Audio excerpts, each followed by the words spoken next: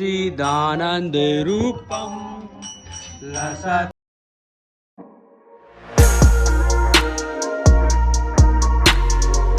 हरे कृष्णा भाई, सभी को आज के न्यू व्लॉग में आपका स्वागत है।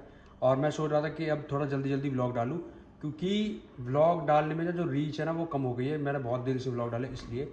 और आज फिलहाल हमारे यहाँ पे जैसे दीपदान होता है रोज इस्कॉन सेंटर में, क्योंकि कार्तिक महीने में बहुत बड़ा महत्व है दीपदान करने का। तो भगवान श्री कृष्ण ने इसी महीने में सारी की सारी लीलाएं अपनी दिखाई थी। मतलब अपने जो रस्सी से बांधती है माँ यशोदा उनको, और फिर वो मक्खन चुराते हैं और भग जाते हैं, फिर दोबारा उनको पकड़ के लाती है।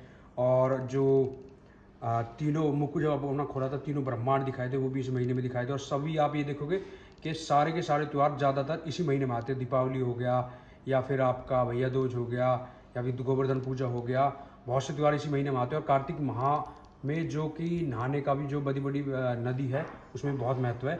तो फिलहाल ब्लॉग का ना देर करते हुए चलते हैं ज़रूर जल्दी से जल्दी। और इस्कॉन में क्या क्या हो रहा है दीपदान में। और पहले होगी वो जो आरती है, सॉरी यशोदा दामोदर अष्टकम, उसके बाद दीपदान शुरू होगा, नरसिंह माँ आरती होगी, ये सब होगा। और काफ़ी इंटरेस्टिंग रहेगा व्लॉग। देर ना करते हुए चलते हैं। तो भाई अभी दामोदर अष्टकम चालू हो गया है। जय नमामीश्वरं सच्चिदानंद रूपम लसत्कुंडलं गोकुले व्रजमानं। नमामीश्वरं सच्चिदानंद रूपम लसत्कुंडलं गोकुले व्रजमानं। नमामीश्वरं सच्चिदानंद रूपम लसत्कुंडलं गोकुले व्रजमानं।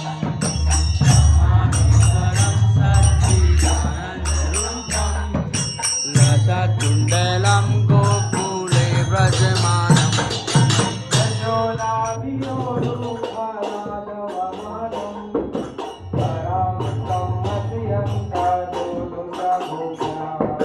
यशोदावियोगवानरमानं